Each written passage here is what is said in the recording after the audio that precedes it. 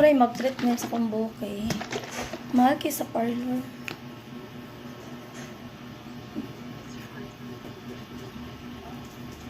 Eh kung sa parlor ko mag-treatment, mahal man oy. So ako na lang mag-treatment sa kong buhok.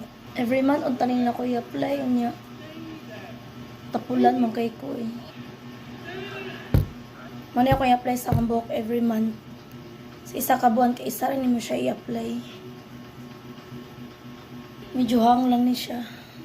Wala na ako gibloweran kay wala ko blower. Wala po na ko siya giplansa. Ako na lang siya gipaugas sa hangin. Dapat plansahon tanisiya niya. Wala na ako giplansa kay isola kong tapol. Okay naman di siya plansahon. Baslay man po doon. Ibalik nagka-shine. Ba, aning chiki.